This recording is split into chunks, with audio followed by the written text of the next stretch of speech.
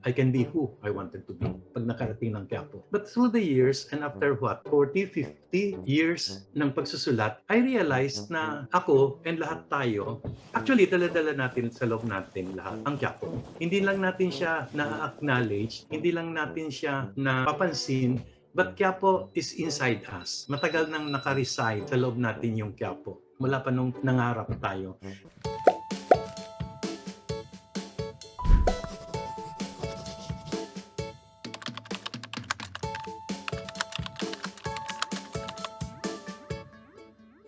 I think the moment na nagsimula kang mangarap, nagsisimula ng matupad yun. Dinidelay mo lang ng dinidelay because natatakot ka. But it is there.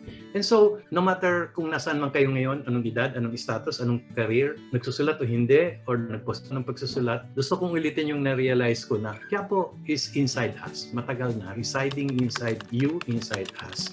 Dala-dala natin. Quiapo is what we make of it. Yung dream natin is what we make of it. You can make anything your Quiapo. It can be writing, it can even be acting, it can be whatever else. In the end, you're creating stories just the same. Naging newscaster ka man, o naging engineer ka, o doctor ka, you're creating stories. If not stories na nakasulat, the stories of other people's lives or your lives through the way you conduct your life.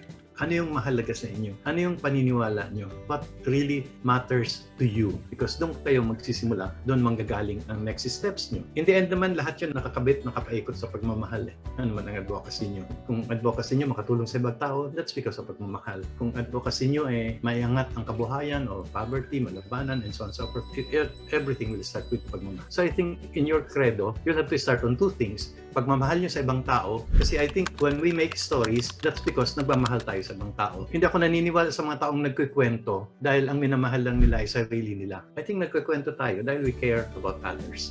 Ang hirap-hirap magkwento. Di ba sabi natin last time, kailangan matapang ka, kailangan generous ka, kailangan pasensyoso ka, kailangan tiyaga ka. Kung gusto mo maging writer, lahat ka na serkero, at baliw, at doktor, at teacher, at anak, at tatay, at nanay. Lahat na ng klase ng tao, ikaw yun.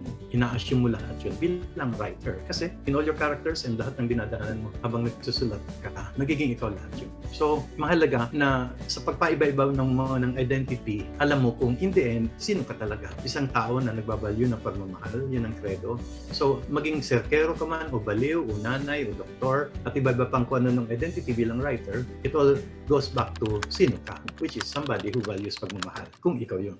Kung yun yung credo niyo. Okay? I think you have to reflect on that ulit. Sino ka ba? What matters to you? What do you really believe in? And what do you want to tell other people? Because you care about other people. That's why you are telling your stories. Ikalawa, I think you should care about yourself. I don't think you can do something out of pagmamahal sa ibang tao kung hindi mo minamahal ang sarili mo. I'd like you to finally acknowledge sa sarili nyo na okay kayo. Pwede kayong magkwento. Mahusay kayong magkwento. Kasi sino magsasabi kung pangit o hindi pangit o maganda o hindi maganda? In the end, ikaw ang mag-set ng sarili mong standards. And then i-push mo ang sarili mo para maging maganda sa terms mo at sa terms ng pagmamahal mo at malasakit sa ibang tao, yung ginagawa. May mga teachers, mentors kaya namin, may mga critics, may mga kaibigan na mag-feedback, but in the end, ikaw ang mag-set. What you feel is, sa credo mo, what you feel is ano ang maganda para sa iyo, sa boses mo, sa paniniwala mo, para sa iyo at para sa ibang tao. Gamitin mo yung maririnig mo sa aming lahat, but in the end, ikaw ang magsiset ng sarili mong standards. Kasi sa pinakahuling pagtutuos naman, wala naman talagang magsasabi kung anong maganda, anong hindi. Sa ngayon, ang nasasabi natin maganda, yung nananaig na dominant culture. Ang dominant culture, usually, yung may hawak ng kapangyarihan ang nagpapa-enforce nun. Sa buong mundo, globally, alam naman natin na may hawak ng kapangyarihan ay nasa mga puti, nasa Amerika, nasa West, nandun lahat. So, ang dominant culture ay galing sa kanila. So, ang standard natin ng maganda ay galing sa kanila. Dapat tayo makapasok sa Oscars. Hanggang hindi tayo nakakapasok sa Oscars, parang walang validation na mahuhusay ng ating mga filmmakers. Or pag napuri ng foreign critics o nanalo ng foreign awards, ang husay-husay natin. Pag dito ang awards, hindi masyado. May ganun tayong kolonyal na pag-isip kasi ang dominant culture na nananaig sa ating pag-iisip at sa ating lipunan at sa ating kultura ngayon at mas maging sa ating mga eskwelahan, yung ini-enforce ng kung sino man ang may hawak ng kapangyarihan sa buong mundo. But in the end, ikaw magsiset ng kung ano maganda para sa'yo. And nababanggit ko to before, at ulitin ko, gaya ni Love Diaz, it took him a while, and na-influensyahan din siya ng foreign filmmaking, whether slow cinema, whether etc. But in the end, ginawa niya ang sarili niya, yung estilo niya, even if it took him a while para niya na-i-accept ang sarili niyang boses. Pero in the end, siya nag-set ng standards kung ano yung maganda para sa sarili niya. So pag sinabi natin na may script na kayo natapos at mag-feedbackan tayo at titingnan natin kung ano maganda, we will set down mamaya standards ng kung anong kinukonsider at pinaniniwalaan ng karamihan na maganda na dapat. But you will have to keep in mind lagi na ano man ang sinabing ito yung nakagawian na sinasabing maganda, lalo na in-enforce ng dominant culture, po pwede mo yung baliin at pwede mong accept, hindi. Sa terms ko, ito yung maganda. At ang magiging ano lang sa'yo ng bakit siya maganda is because ito yung paniniwalaan ko, hindi ito maglalagay ng harang o blinders o barriers sa consciousness ng mga tao. So, hindi ito mga harm sa ibang tao. Hindi ko sila gagawing less na tao. Tutulong ako mas mabuo silang maging tao at ako. If you feel na magagawa mo yun sa ganung paraan, then I think it's good sa terms mo. Ngayon yung aesthetics, nag-iiba naman nakita natin yung napaniwalaan natin unang panahon na tinuro ni na Aristotle at ni na E.M. Foster at ng mga workshops na pinuntahan natin na galing sa abroad, from Iowa workshop and etc. Galing abroad din sa kanilang simula at ginagaya natin dito. Nakita naman natin na hindi naman lahat tama na ganun Ang sinasabi ni na Aristotle noon at sinusundan natin lahat hanggang sa may eskwelahan, dapat may unity ng characterization, ng setting, ng voice, dapat cohesive. Pero ang dami-dami magagandang pelikula na hindi cohesive, hindi unified, nasabog. At yung kanilang pagiging sabog, ang lalong nagbubukas ng ating mga mata pag pinapanood natin sila. So anything na magbubukas ng mga mata natin, anything na nagmamalasakit sa pinagkikwentuhan natin, anything na nag-express ng kwento nyo at ng boses nyo na hindi nakaka-harm sa ibang tao, I think that's good. Maski na hindi siya unified, maski hindi sumusunod sa sinasabi ni na Aristotle, or yung sinasabi ni na E.M. Foster noon na dapat active na ang nagpapatakbo ng kwento ay ang protagonist. So, hindi kinakailangan laging may aktibong protagonist na nagpapatakbo ng kwento. Kasi maraming magagandang kwento, nobela, short stories, stage plays, and lalo na pelikula na passive yung bida at walang ginawa. So, ulitin ko, in short, maraming paraan ng pagkukwento.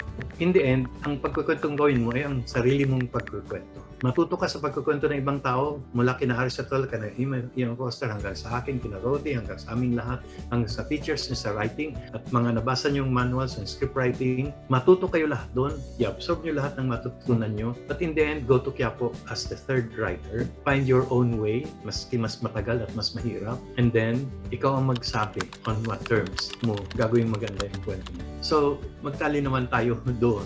And if you feel na you can express your voice and you want to follow a career and or a calling or a belief in your writing na susunod ka sa rules at Aristotelian at unified cause and effect, the same conventional way of storytelling na tinuturo ng mga eskwelahan, and even if we say na passively galing yun sa West, sa dominant culture, if you feel na you want to do it that way, then do it that way because you have made it your voice. So long as it is your voice and your credo, your belief, then that's okay. Even if nanggaling sa kanila, hinapon mo sa'yo. But if you feel na ayaw mo makinig sa kanila lahat, gusto mong magkwento sa sarili mong paraan na sinasabi ng lahat ng mga kaibigan mo at teachers mo at workshop mentors mo na hindi maganda sa bugyan, etc. But you feel deep in your heart na bigyan mo lang ako ng konting panahon, mabubuo ko yung kwento ko sa sarili kong paraan, then sundin mo yung sarili mong mistakes. Ang risk lang doon, it may take you longer or mas maraming pupuna sa'yo or ibabash ka ng iba o pagtatawanan ka na ba't ganyan? Ba't ka papuntang kaliwa? Lahat kami papuntang kanan. But in the end, people will find out may daan pala papuntang kaliwa. Kaya lang, it took you a while bago mo kami ma-convince. But if you're able to do that, I am encouraging you to do that.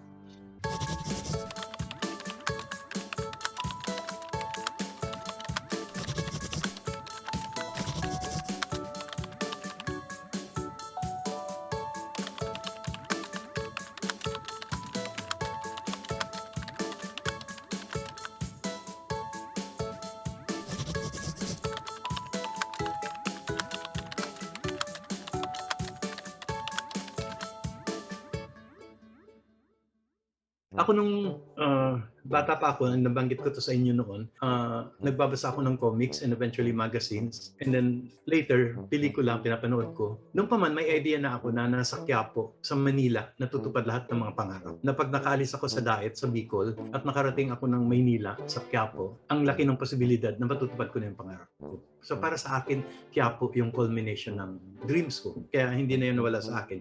Hanggang yung manual trip to Quiapo, going to Quiapo, and itong workshops ko, parang lahat papunta sa Quiapo. Na parang pag nakarating tayo ng Quiapo, gaya ko noon, maybe matutupad ko na lahat ng pangarap ko. Nandun lahat ng oportunidad, lahat ng posibilidad.